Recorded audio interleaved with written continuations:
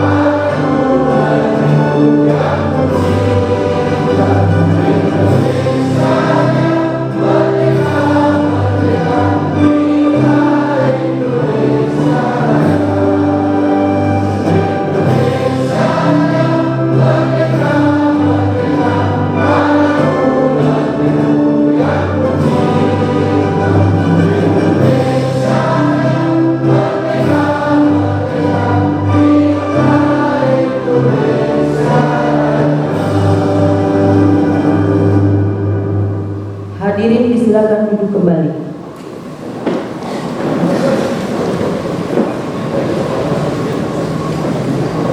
Acara selanjutnya sambutan. Mengawali sambutan yang pertama akan disampaikan oleh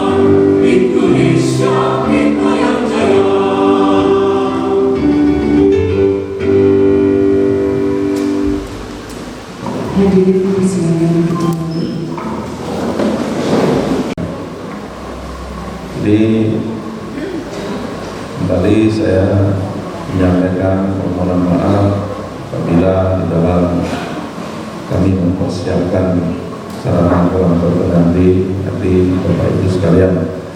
Dan pada hari ini Bapak Ibu kita dihadapkan dalam acara reses yang nanti mungkin boleh masyarakat Nunggalrejo menyampaikan aspirasi terkait dengan tujuan daripada kemajuan kampung kita bersama. Saya rasa demikian yang bisa saya sampaikan karena ini masih dalam waktu Lebaran Hari Raya Idul Fitri. Saya mengucapkan minal aidin wal faizin, mohon maaf lahir batin, dan saya juga tidak bisa menemani sampai selesai waktu acara ini karena saya ada acara juga agenda dengan Pak Camat, yaitu halal bihalal hari ini. Ya, mudah-mudahan acara dari ini bisa terselenggara dengan baik, selesai dengan sukses. Saya akhiri. Assalamualaikum warahmatullahi wabarakatuh. Dalam sambutannya, Haji Joni Hardito menyampaikan kegiatan reses ini diadakan dalam 3 kali selama 1 tahun dengan tujuan untuk dapat menampung aspirasi yang akan disampaikan masyarakat. Kemudian menjadi catatan untuk dievaluasi dan juga ditindaklanjuti. Reses tahap pertama masa sidang kedua tahun 2024 ini, dan sebagian dari yang hadir di sini mungkin ini menjadi reses terakhir. Nanti kami perkenalkan satu persatu Bapak Ibu yang hadir, yang menjadi wakil Bapak Ibu sekalian di dapil satu ini, nama-namanya, alamatnya, kapan ketemu bisa bertegur sapa, kapan ketemu di mana kita bisa saling menyapa. Baik, tidak berpanjang kalam karena kemarin kami di Kecamatan Kota Gajah Timur itu sebenarnya masyarakat antusias ingin tanya jawab, tapi ya qadarullah suasana tidak kondusif karena tempatnya ditaruh panas, sudah bisa pakai kipas angin semua, jadi kita percepat acaranya karena sudah tidak tahan. Dan di sini representatif, gedungnya bagus, kipas anginnya memadai, dan kemudian kita bisa nikmat acaranya dari awal hingga akhir. Baik, kami perkenalkan secara pendek aja, nanti lebih lengkap lagi, lebih panjang lagi bisa direct, bisa online langsung dengan Bapak-Bapak. Yang paling ujung sebelah kanan saya, ini Bapak Selamat. Beliau dari fraksi Nasdem, alamat rumah di Kampung Tejo Kencono, Kecamatan Kota Gajah. Komisi 3 yang membidangi mitranya dengan PUPR, Bina Marga Bina Korupsi, Lingkungan Hidup, Bina LCR, dan Penanggulangan Bencana. Ini mitra dari Komisi 3. Terus sebelahnya Bapak Iwayan Damur. Merdeka! Ini beliau saat ini sudah periode yang kedua dan besok lanjut lagi di 18 Agustus dilantik untuk periode yang ketiga. Kita doakan mudah-mudahan tetap amanah. Dari fraksi PDI Perjuangan diamanai di Komisi 4 yang membidangi pendidikan, kesehatan, agama, pemuda, olahraga, KB, dan pemberdayaan perempuan. Ini alamatnya di Kampung Sanggar Buana, Kecamatan Sepertibanyak. SB 17 lebih terkenalnya, jalan lintas, ada rumah makan Nanda belok kiri, tidak jauh dari situ. Bila lewat mau ke Joharan, mau ke Kalipasir, lewati daerah kampung. Dan beliau mantan kepala kampung juga di Sanggar Buana. Dari ujungnya dapil 1 itu ya jembatan perbatasan, jembatan Sungai Bedi. Sungai Rahman ya, Wairama. Kami ini reses yang paling ujungnya Nunggalrejo. Kami pernah juga di Sanggar Buana, eksekutif ujungnya yang sudah mepet Rumbia. Jadi Bapak Ibu, kalau anggota Dewan Dapil 1 itu nyalon, kalau masang bendera itu dari jembatan sini sampai Klasemen Rumbia itu mau berapa ribu bendera? Dapil 1 itu dengan kota metro lebih gedean Dapil 1. Jadi kalau Pak Indra ini calon di metro itu levelnya sudah wali kota karena luasnya itu, luas jumlah penduduk mata pilihnya. Jadi seperti itu, kami harus menyambangi konstituen kami dari Nunggalrejo sampai Waisu Putih. Ini separuhnya Singapura luasnya. Luas banget Dapil 1. Jadi mungkin Bapak Ibu belum ada yang kenal kami karena kami termasuk ujung-ujungnya Dapil 1. Pak Jamo mungkin juga ada di sini nggak Pak suaranya kemarin? Ada juga. Baik, kita lanjut malah kampung terus Pak. Ini nggak asing lagi, udah masuk di sini Pak. Pak Heri, Pak ya Pak Heri Yadi. Ini putra daerah ya. Mantan turun pernah berkantor di sini juga, luar biasa. Jadi beliau pergantian antar waktu dari Partai Amanat Nasional dan diamanai sekarang di Komisi 2 yang membidangi pertanian, perekonomian, koperasi, UMKM, pasar. Kaitannya dengan perekonomian pertanian, perikanan, perkebunan juga mitra dari Komisi 2. Jadi kami ini di komisi itu kita spesifik gitu, artinya membawahi beberapa OPD. Artinya apa? Nanti aspirasi Bapak Ibu yang disampaikan kepada kami itu disalurkan sesuai dengan tugas para anggota dewan ini duduk di komisi berapa.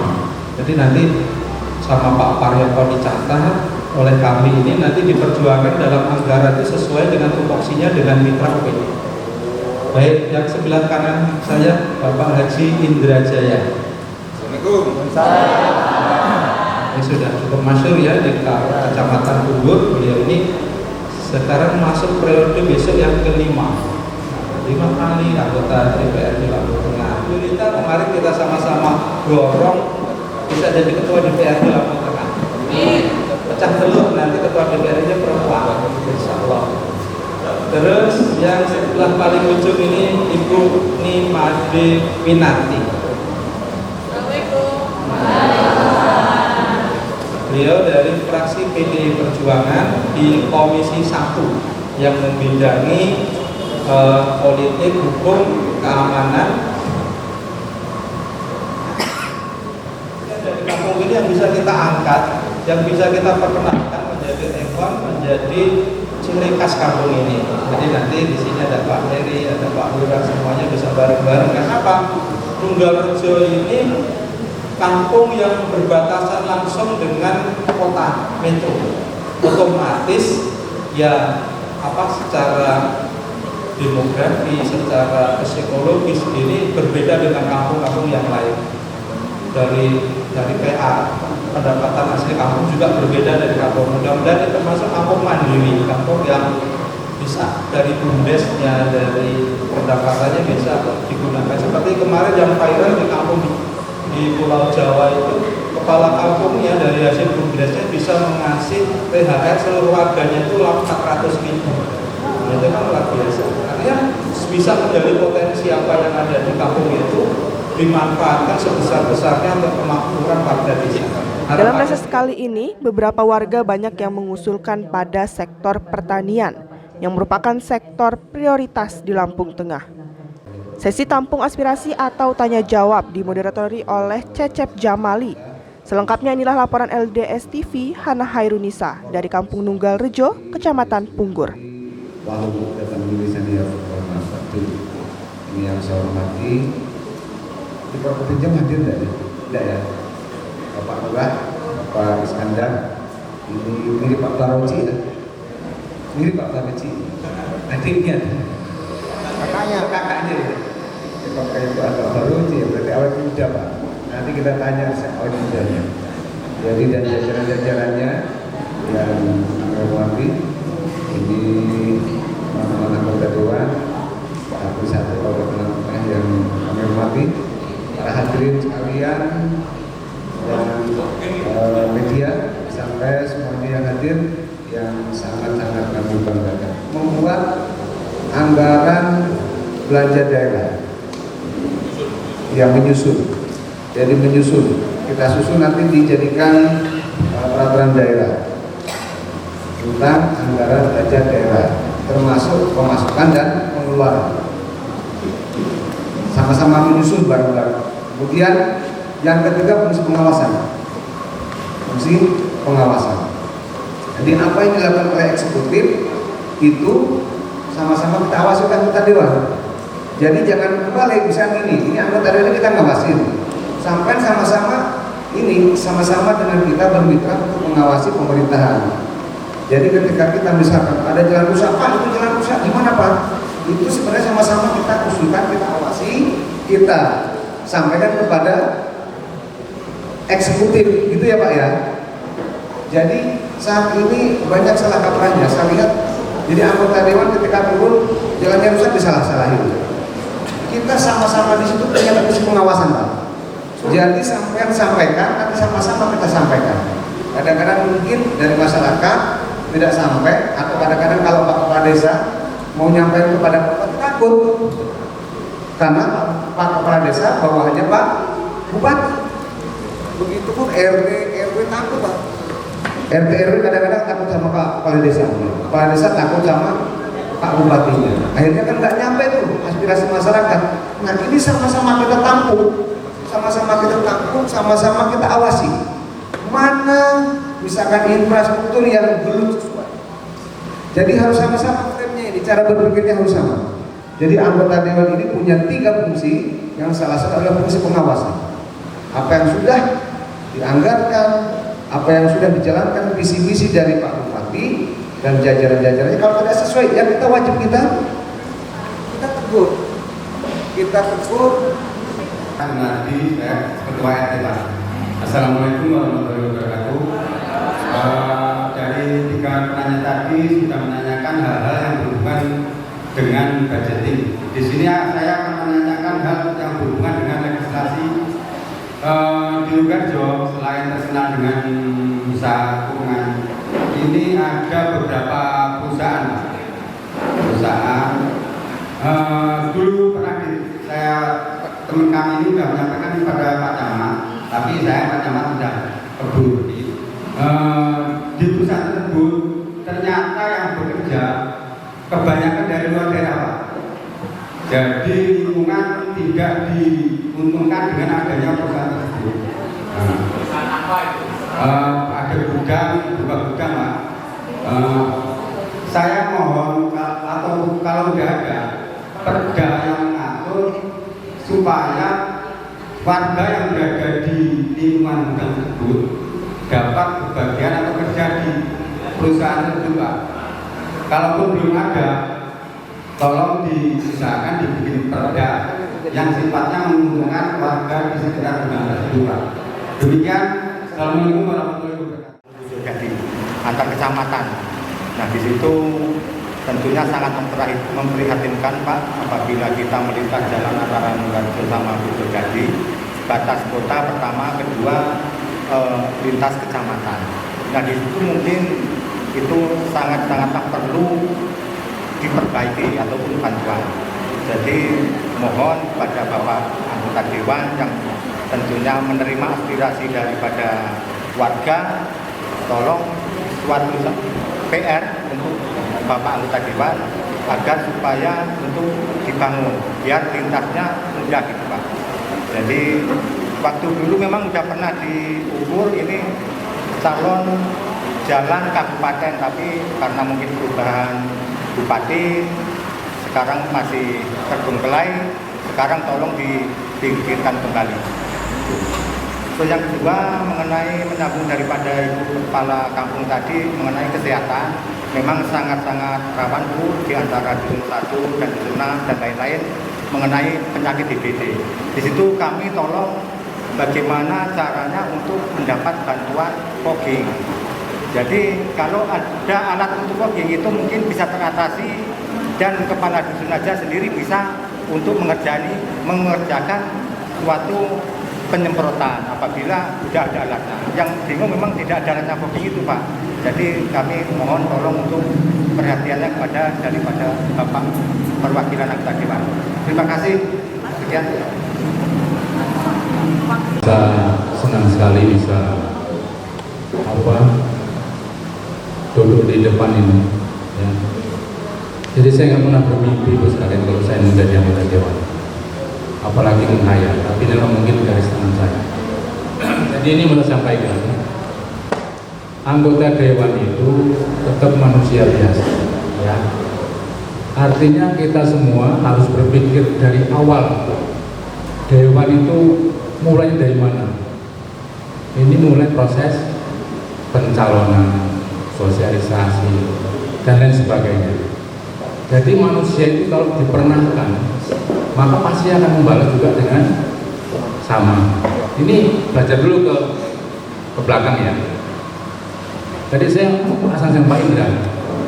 Jadi saya harapkan ke depan ini Nunggal Rejo ini lebih cerdas, lebih pintar, ya, lebih jeli. Karena bicara kepentingan bersama, sedangkan kepentingan kita bisa diakses diperjuangkan ketika ada korelasi hubungan pemangku kepentingan siapa itu termasuk diantaranya anggota DPR. Nah selama ini kita nggak pernah mau mengkaji itu.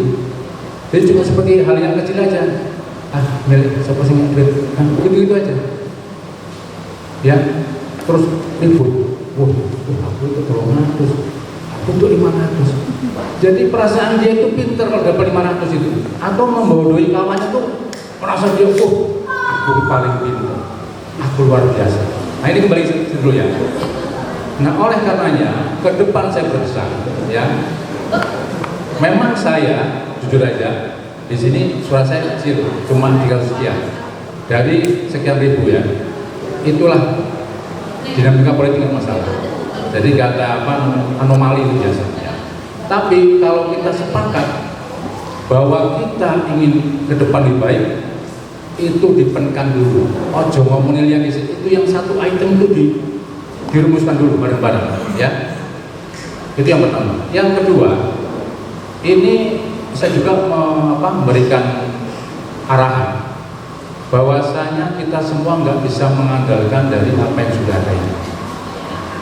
Bagaimana kita berkontribusi kepada kampung kita dengan prinsip oposisi tak kayak ibu kampungku, ya. Kalau semua berpikir sama dari mulai warga, RT, kado sampai tingkat presiden, apa yang bisa saya beri? Jangan apa yang saya dapat. Makan NKRI ini bisa luar biasa majunya. Nah ini pola pikir ini coba dibalik. Meskipun nanti sama, kan dia juga berpikir apa sih sudah kayak.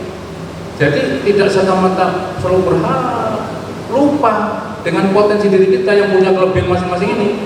Aku sempetin kayak terus. Ini satu yang kedua. Yang ketiga ini sudah saya catat semua, ya. Pak Kasio tadi usul talun. Itu tersier itu. Memang permukaan airnya harus ditinggikan Pak Kasio.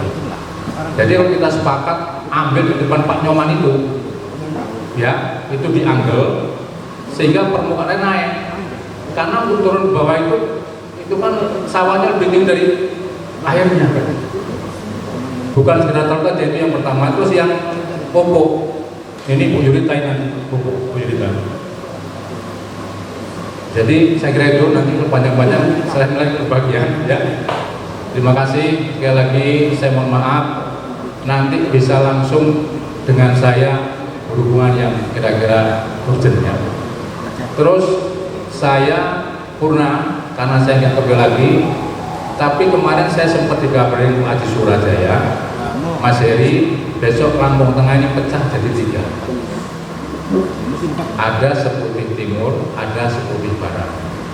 Kembali kalau garis tangan saya, duduk lagi, ya tetap duduk, ya. Dan jelas perolehan suara saya nomor 2 dari nomor 1 Pak Mas Wahyu. Ini sekedar informasi juga harapan kita bersama. Dan saya sudah umur, jadi saya tidak ada orientasi lagi materi. Insya Allah tinggal berbuat baik. Saya itu terima kasih. Saya Yuri. Wassalamualaikum warahmatullahi wabarakatuh. Saya langsung saja menyikapi terkait dengan masalah irigasi. Irigasi itu irigasi apa Pak? Apakah dia stiker? Apakah dia ledeng, gimana? Apa itu? Tersier. Tersier itu tersier apa? Kan dia ada nama-namanya itu Pak. Maka dia itu apa sih? BK apa? Ada kan ada nama-namanya kan Pak? Nama ster itu BS apa-apa gitu.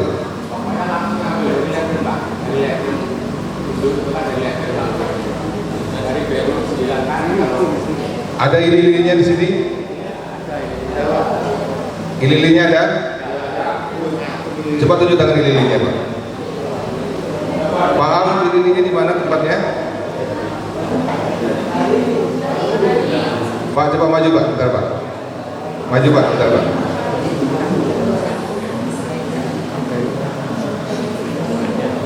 Yang dimaksud dengan Pak siapa tadi Pak?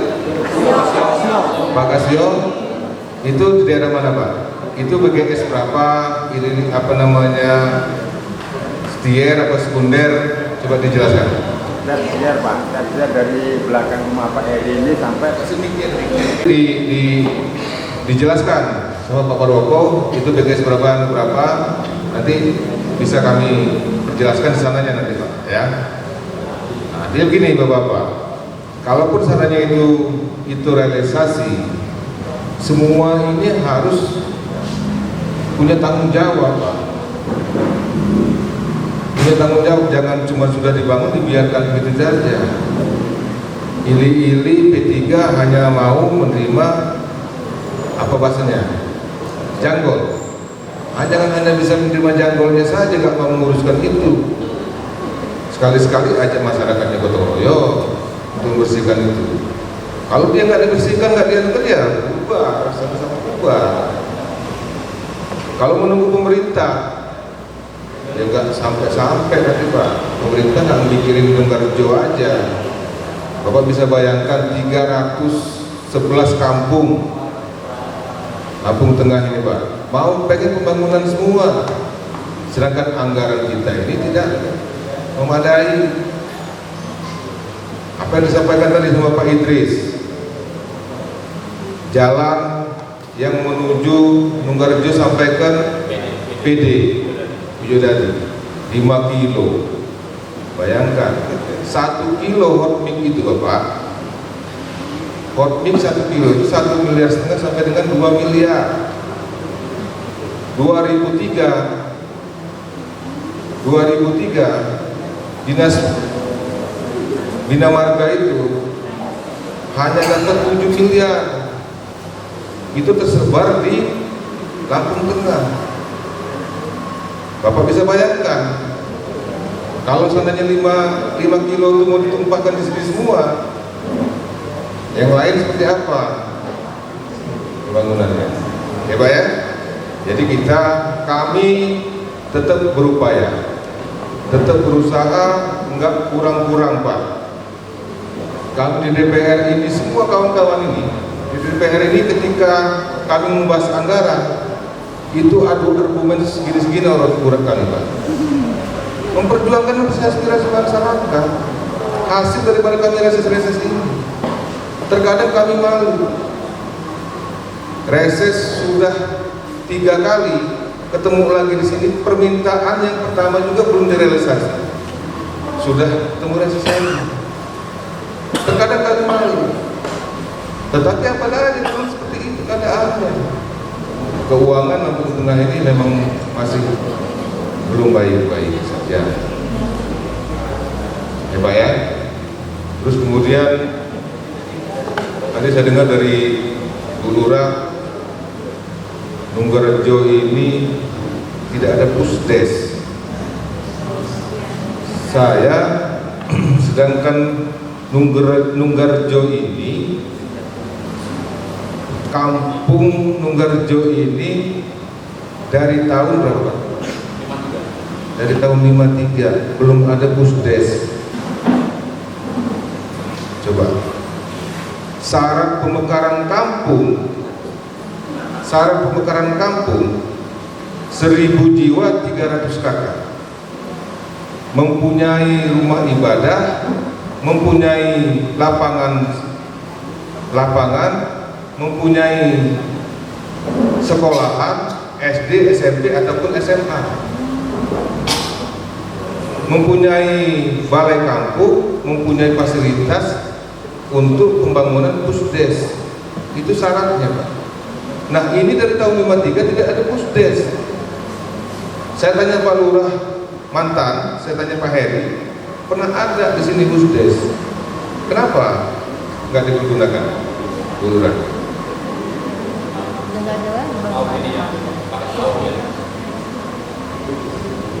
Pusdes pernah ada katanya.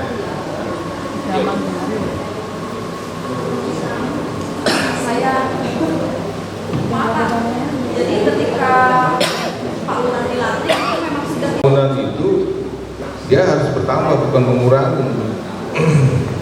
Kalau dia seandainya dia sudah ada pusdes, mau bikin PAUD ya nambah, bukan jadi menghilangkan, kan gitu ya. Nah ini buat kita kawan-kawan Komisi 4 Kesehatan, ada Pak Damur, ada Pak Cece. Ini harus kita sikapi. Nunggarjo ini kecamatan penyangga, Pak, daripada Kabupaten Lampung Tengah. Dari Gunung Sugi ke sini dia sudah kecamatan Punggur. Ke kirinya lagi sudah kecamatan Metro, kota Metro. Masa Nunggarjo gak punya pusdes? Ya, jadi saya pikir kita sama-sama Bapak Ibu memikirkan kampung kita. Yang disampaikan Pak Heri tadi,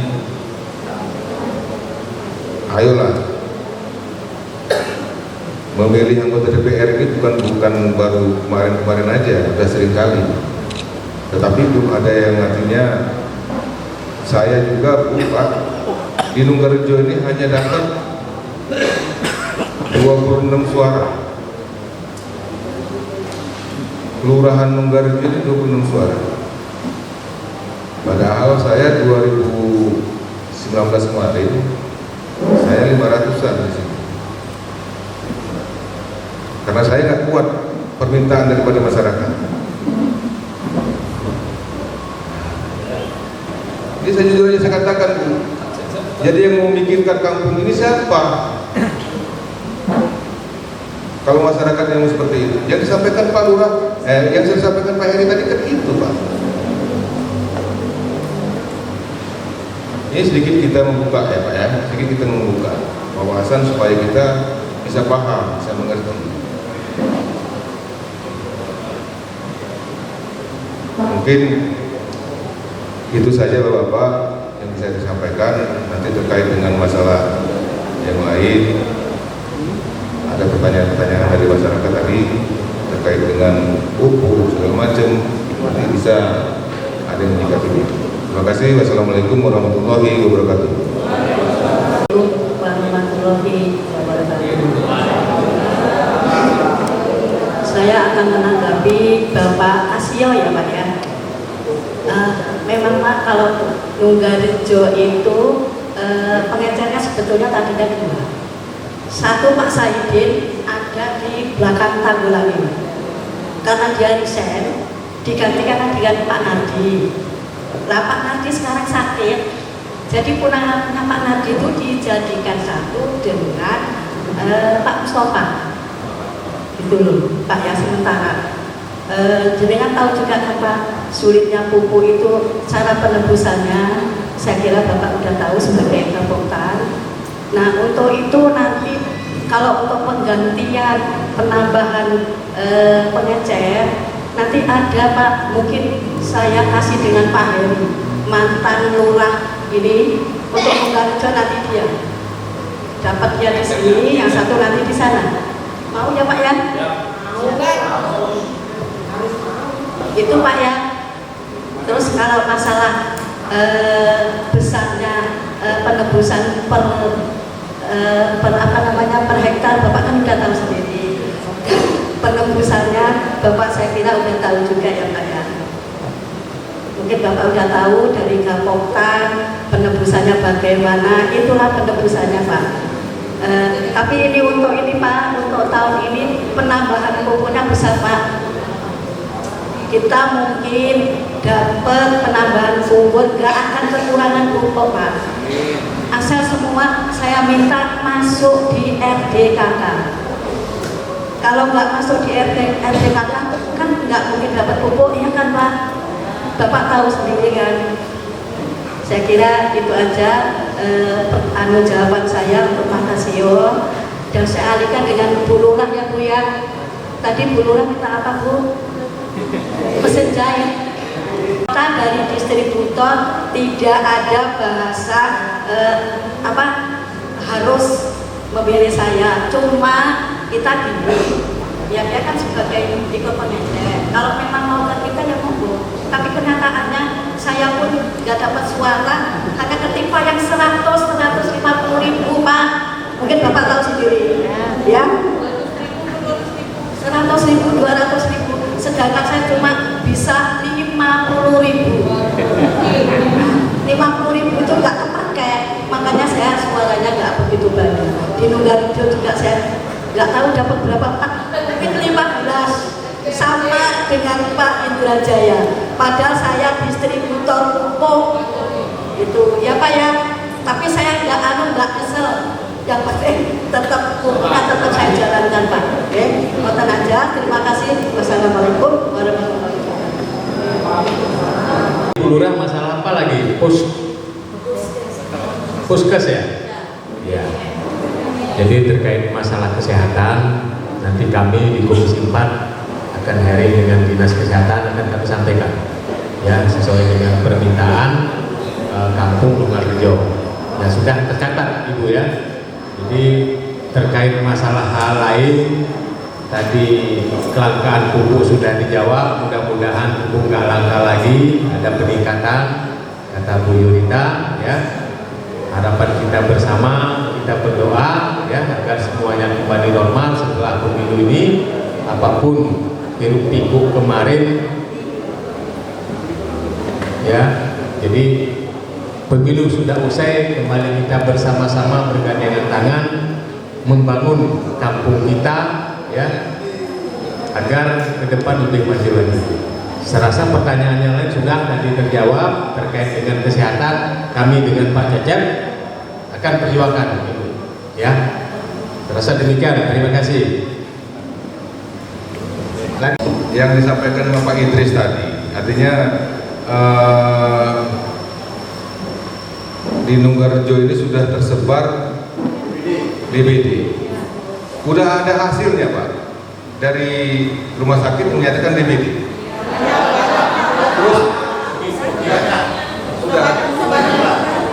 Terus hasil dari hasil dari rumah sakit itu sudah dilaporkan kepada kelurahan. Puskes sudah. Apa tanggapan Puskes? Sudah sosialisasikan sudah. Sudah. Ya. Terus poking belum? Sudah poking. Sudah poking. Sosialisasi masalah ini. Tapi tidak semua kita menerapkan. Hanya yang benar saja yang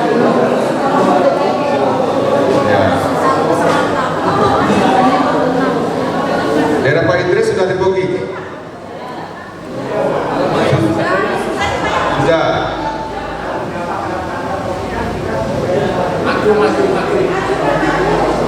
Ya Pak Idris, saya paham kalau seandainya mau mendapatkan alat poking itu Pak Idris, alat poking itu nggak murah Pak Idris. Alat poking itu 35 juta harganya, satu alat poking itu. Sedangkan Dinas Kesehatan saja mempunyai 25 alat poking. 25 alat poking itu yang bisa kepakai cuma 2. Nah itu dari ujung barat sampai ke ujung timur menggunakan 2 itu. Saya barusan seminggu yang lewat Pak menanyakan itu. Nah mereka ini posisinya masih ganti-gantian, giliran. Lari ke sana, lari ke sini, pokoknya nggak pernah berhenti alat poking itu. terkait dengan apa masalah dinas kesehatan ini, Komisi 4, nanti Pak Cecep dengan Pak Damo yang bisa jikapinya. Terima kasih Pak ya.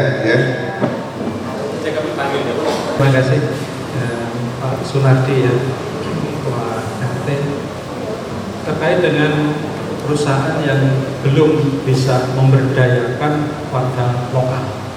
Jadi memang di Undang-Undang Perseroan Terbatas diatur, Pak, kalau dia berbentuk PT itu dia punya kewajiban untuk memberdayakan lingkungan, termasuk masalah CSR dan limbah. Ini diatur. Jadi idealnya memang tiap perusahaan-perusahaan yang berdiri itu merekrut ataupun memberdayakan warga lokal untuk ikut serta. Jadi tidak hanya warga lokal itu menjadi penonton saja, atau hanya menerima limbahnya tapi tidak menerima manfaat dari keberadaan perusahaan tersebut. Intinya nanti kita rembuk, kita juga anarkis ataupun menggerutuk perusahaan tersebut dengan cara-cara yang melawan hukum. Nanti bisa difasilitasi oleh kepala kampung ataupun kalaupun ini tidak ketemu jalan keluarnya, karena bisa jadi perusahaan juga itu kan perlu duduk bareng, udah penuh mungkin tidak ada lagi udah ada keisi dan mungkin ada skema yang gimana cara mengeluarkannya dan seterusnya. Jadi perlu duduk bareng. Dan kami ini, insya Allah ini para pengusaha juga, kami punya prinsip. Ketika kami punya usaha, itu wajib hukumnya rekrut orang sekitar, karena dalam pandangan kami dengan memberkerjakan orang kita itu otomatis dia ikut menjaga, otomatis itu, karena itu ya ladang rezekinya di situ gitu. Bagi kami yang punya usaha pasti akan mempunyai ikatan emosional, prioritas itu lingkungan sekitar. Karena benefitnya, keuntungannya, mereka akan menjaga perusahaan kita, tempat usaha kita. Dan kalau ada apa-apa kita juga lebih mudah untuk minta tolong ke masyarakat sekitar kalau kita ada masalah. Mereka menjadi barrier, menjadi benteng untuk usaha kita. Nah, ketika ada perusahaan yang memang dia tidak mau, ini juga tidak sesuai, karena aturan kalau sekolah juga ada namanya billing, bina lingkungan itu jatah untuk mereka bisa direkrut ikut di tempat usaha tersebut. Nah, ini saran saya, nanti bisa duduk bersama dengan pihak perusahaan, dengan pihak aparat kampung, pun kalau mentok nanti bisa konsultasi ke Dinas Tenaga Kerja dulu Pak ya. Dinas Tenaga Kerja nanti bisa juga kita ajak duduk bareng hearing, biar nanti Dinas Tenaga ada di hukum perburuhan itu ada kewajiban nanti hubungan trias antara perusahaan, pemerintah dan masyarakat. Jadi saran saya direbut baik-baik, nanti bisa konsultasi ke Dinas Tenaga Kerja. Kalau memang perusahaan ini masih tetap nggak mau memberikan kesempatan kerja untuk warga sekitar, bisa nanti mengadu ke DPR juga. Ini yang pertama. Yang berikutnya tentang ini muncul di majalah Aspirasi Pak ya. Ya. Kalau di Lampung Tengah di Undang-Undang 23, Undang-Undang Pemerintah Daerah, kewenangan pendidikan menengah itu kan sekarang diambil oleh provinsi. Jadi SMA, SMK itu termasuk juga dana BOS itu ada di kewenangan provinsi. Jadi kabupaten itu menangani pendidikan 9 tahun SD sampai SMP. Mungkin saya koreksi, bisa jadi redaksi di majalah itu salah ketik ya, bahwa Lampung Tengah sampai hari ini dicanangkannya pendidikan wajib belajar 9 tahun.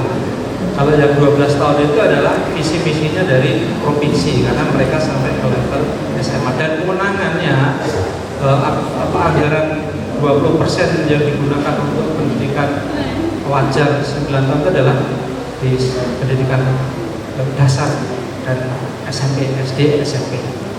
Jadi memang dilematis juga ya, ketika dengan sudah dianggarkan prakteknya di masyarakat, di dunia pendidikan, terutama kan kalau di swasta opsional gitu. Kalau di negeri kan memang harus BOS itu benar-benar untuk operasional sekolah, dan tidak ada pungutan-pungutan lagi yang tidak diatur oleh peraturan. Jadi nanti teman-teman di Komisi 4 juga bisa menyikapi di yang tertulis di majalah Aspirasi itu, pengetahuan saya di Undang-Undang Pemerintah Daerah pendidikan atas itu di kewenangan provinsi. Mungkin itu sepengetahuan saya, atau bisa kita feedback lagi ke Bapak yang harapannya tidak ada lagi komite-komite yang melakukan tarikan-tarikan itu, karena ini sensitif juga Bapak Ibu sekalian. Ketika di sekolah negeri yang memang dana bos itu kan setara dengan jumlah siswa yang ada, kalau memang itu dalam tanda kutip pengelolaannya dengan baik sesuai dengan tupoksinya, mudah-mudahan itu bisa operasional itu secara menyeluruh gitu. Nah, kecuali memang kadang-kadang ya praktek di lapangan masih ada dana non budgeter yang harus dikeluarkan itu, sehingga kadang-kadang ada inisiatif beberapa oknum yang mengutip itu kepada wali murid dengan komite dengan perpanjangan tangan komite. Mungkin seperti itu ya, saya tahu tentang wajar pendidikan wajib belajar 9 tahun untuk di Lampung Tengah. Mungkin bisa kritik kalau memang ini belum memuaskan. Terima kasih. Atau Komisi 4 bisa menambahkan. Ya, kami nanti akan panggil itu dinas pendidikan, ya, bahwa tapi 9 tahun ya yang SMP, SD, Bapak ya, yang tingkat SMA bukan kami wewenangnya, ya. Ini kalaupun nanti ada, kami juga mohon datanya di SD mana, ya, SMP mana, ini kami mohon datanya. Sampaikan, titipkan catatan itu ke Pak Heri, dan nanti kami yang ini, Pak Heri temuin kami yang panggil dinasnya, dinas pendidikan. Itu yang pertama. Yang kedua juga tentang tenaga kerja, ya. Ini tenaga kerja juga tolong catat perusahaan apa namanya, ya, letaknya di mana, sampaikan juga dengan Pak Heri, sehingga nanti kami enak berkomunikasi dengan yang bersangkutan, pimpinannya atau direkturnya. Kami tinggal panggil dia, selanjutnya nanti dimusyawarahkan dengan dasar apa rekrutmen tenaga kerja di lingkungan ini kok tidak diberdayakan, apa karena SDM-nya dan lain-lain lah, ya, kriterianya seperti apa, itu Bapak ya. Ya, Bapak siapa tadi yang tenaga kerja? Yang Pak Sunardi. Nah, Pak Sunardi. Nah, ini sampaikan catatan itu ke Pak Heri. Ini kan ikat ini. Nanti kita ngobrol di sana di kantor Pak Heri sesuai dengan pengaduan dari warganya, tetapi data yang otentik yang jelas. Saya rasa demikian. Terima kasih. Itu bahwa masyarakat itu yang tergabung dalam komite itu diperbolehkan ketika ingin memajukan pendidikan yang ada di sekitarnya, Pak. Pengumpulannya lewat apa? Memang bukan pemungutan namanya. Pengumpulan biaya tersebut bisa lewat sumbangan-sumbangan, baik kepada masyarakat maupun kepada para usahawan yang ada di sekitar lokasi pendidikan. Tetapi biasanya paling gampang itu kan komite yang dikumpulin siapa paling gampang? Wali murid. Sebenarnya harusnya tidak hanya kepada wali murid, tetapi kepada orang-orang yang ada di sekitar tersebut. Memiliki kewajiban itu ada kewajiban menyampaikan, menyalurkan CSR-nya. Kumpulin Pak oleh komite. Dan itu tidak pemungutan, Pak, sumbangan. Jadi kalau sampai ada kok sampai wali murid atau siswanya tidak berani mengambil ijazah karena belum bayar, salah, Pak. Kalau tidak mampu buat surat pernyataan tidak mampu, Pak. Kami tidak bisa menyumbang, mohon maaf. Buat surat pernyataan, ada surat keterangan tidak mampu. Itu disampaikan kepada pihak sekolah dari awal. Jangan bilangnya mampu, kemudian di akhir-akhir tidak bayar. Ini yang jadi masalah. Terus niat nyumbang, ternyata nggak jadi nyumbang, kan di sendiri akhirnya nggak jadi ngambil. Nggak begitu, harusnya nggak begitu. Komite itu bukan pemungutan, tetapi menarik sumbangan, tujuannya untuk meningkatkan mutu sekolah tersebut. Karena itu merasa tadi, karena pemberdayaan masyarakat sekarang apa-apa pemberdayaan masyarakat. Paham ya? Itu harus kita pahami dulu konsep komite itu. Di sini ada yang jadi komite, ada mesti Pak. Jadi tidak ada lagi bahasa pemungutan kepada wali murid, sudah salah itu. Dalam Permendikbud kita sudah disebutkan memungut kepada murid, wali murid, tetapi untuk meningkatkan mutu pendidikan atau yang ada di sekitar masyarakat tersebut boleh mengumpulkan sumbangan dari masyarakat begitu. Jadi tidak mesti wali murid Pak. Ini yang perlu sama-sama kita pahami konsepnya. Tapi biasanya yang paling gampang ya kalau di dicelos apa? Wali murid yang paling gampang. Begitu ada sumbangan dari perusahaan, mohon maaf mungkin malah nggak ke sekolahan. Mungkin malah nggak ke sekolahan yang ada CSR itu. Tapi kepada yang menerima saja, kepada oknum-oknum itu yang salah Pak.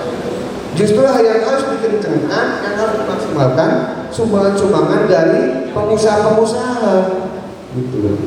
Itu yang digunakan untuk meningkatkan kemajuan pendidikan. Dipahami konsepnya ya Pak ya Bu ya? Dipahami. Jadi kalau ada yang sampai yang nggak mampu, wis gawe surat keterangan tidak mampu. Aku ini masuk di negeri ini mergo ora mampu. Mergo ora mampu. Saya kira tarik-tarik ini ambil saja sekolah. Oke. Kemudian anak sekarang perlu jajan, kadang-kadang agak jauh dikit bawa motor, ikut apa? Nah itu udah berat sekarang itu. Program apa namanya sekolah digitalisasi harus apa? Pulsa untuk paket data udah berat. Nah itu disampaikan Pak. Pokoknya saya nggak mampu. Kalau sampai kalau dipaksa-paksa, ini ya jelaskan. Tadi Pak, kena sanksi Pak, sanksinya jelas kok di situ. Sanksinya ada. Gitu. Nah kadang-kadang kita itu pas rapat diam semua Pak. Ini yang jadi masalah, dipanggil rapat, nanti dia setuju. Setuju bapak-bapak setuju. Ini ibu setuju, nggak ada yang menolak, nggak ada yang mengelak. Kalau nggak bisa secara umum, ya sampaikan secara pribadi saya tidak mampu Pak. Aku sekolah ini alhamdulillah anak bisa sekolah. Kalau tidak percaya lihat rumah saya Pak, kehananku, lihat kerjaan saya apa. Tapi jangan sampai udah yang wali murid sing suke dua mobil sawe opo sampai dia wakai ngono urusan dia apik yang mengompor-ngompori untuk kemajuan sekolah gitu Pak. Gimana? Di paham. Ada subsidi silang yang mampu mensubsidi yang tidak mampu. Pengusaha mensubsidi yang tidak punya usaha. Itu konsepnya. Dan sekolah itu bisa maju, bisa berkembang sehingga anak-anak didik kita dididik di situ bisa menghasilkan kualitas SDM yang maksimal karena memang pendidikan tidak didukung oleh fasilitas yang memadai, itu juga kurang maksimal. Nah, gitu ya Pak, gitu. Tadi udah disampaikan oleh rekan-rekan kita di anggota dewan, kita sampaikan Pak. Apalagi kalau sampai ada komite-komite yang menarik, orang mampu tarik berlebihan dipaksakan, ada penahanan ijazah itu tidak boleh. Itu akan kita tidak lanjut. Yang penting datanya ada, disampaikan. Kalau SD mana, SMP mana. Nggak usah takut-takut, kita nanti nggak usah kasih nama Pak. Tapi ada laporan dari masyarakat, dari desa ini, dusun ini menyampaikan laporan seperti ini. Paham ya Pak Ibu? Ya, kita lanjutin. Dari sementara silakan ada yang disampaikan. Mbak Ning silakan sampaikan aja Mbak Ning. Kita akan tutup sambil menutup. Mas Dedi mau menyampaikan apa dulu? Cukup kali ini bisa berlanjut pada pertemuan-pertemuan berikutnya ya Pak. Diberikan kesehatan, panjang umur, terus mudah rezekinya, murah rezekinya, deres rezekinya. Sebelum utang lunas kabeh, amin. Ya Rabbal alamin. Amin ya Pak. Saya akhiri, wassalamualaikum warahmatullahi wabarakatuh. Demikian acara tanya jawab baru saja kita dengarkan. semoga apa yang menjadi usulan dapat dibawa oleh Bapak Ibu anggota DPRD Kabupaten Lampung Tengah dari Dapil 1 dan direalisasikan. Bantuan-bantuan Al-Sintan ya. Kalau Rotari itu biasanya kewenangan dari Kementerian Pertanian melalui anggota DPRD pusat ataupun provinsi. Jadi yang kalau anggaran cukup besar, Al-Sintan seperti Rotari, Combine itu untuk panen itu biasanya dari DPR pusat. Jadi di kabupaten kami juga mungkin bisa membantu untuk menyampaikan aspirasi ini kepada senior kami yang mereka ada di DPR pusat. Tetap kita tampung usulan-usulan itu ya, memang keinginan masyarakat ya saat ini mekanisasi ya, karena ingin percepatan dalam pengelolaan lahan. Dulu pasti pakai bajak sapi, beralih lagi ke hand traktor. Sekarang mereka sudah pergi lagi ke rotari biar lebih cepat lagi. Tapi ini cukup baik juga karena kebutuhan kecepatan dalam pertanian ini juga bekerja dengan musim tanam. Tadi kan banyak hal Pak. Apa tanggapan teman-teman sendiri? Baik, hari ini kita anggota DPRD Kabupaten Lampung Tengah asal Dapil 1 kami dari 9 ini melakukan reses di Balai Kampung Nunggalrejo Kecamatan Tunggu. Tadi di sesi tanya jawab memang banyak permintaan aspirasi dari masyarakat yang terkait dengan ya masalah kebutuhan dasar ya, seperti pembangunan jaringan irigasi perbaikannya, terus pembangunan jalan juga yang menuju ke Mojodadi ya, Triworejo, ini mungkin ya akses antar kecamatan. Dan ini tadi sudah ditanggapi oleh beliau Bapak Haji Indra Jaya, nanti akan dibawa ke forum pembahasan di DPRD Lampung Tengah, termasuk juga tadi keinginan masyarakat puskeskam ya, dan alat fogging, karena hari-hari ini memang banyak gejala demam berdarah. Ini juga pihak kampung ingin juga segera tanggap terhadap peristiwa demam berdarah. Dan yang lain-lain secara umum pupuk ya, pengadaan pupuk, termasuk juga tadi usulan dengan wajib belajar 12 tahun, tapi karena kewenangan kabupaten ini adalah 9 tahun, maka nanti tetap kita tampung, kita bisa bahas di Komisi 4.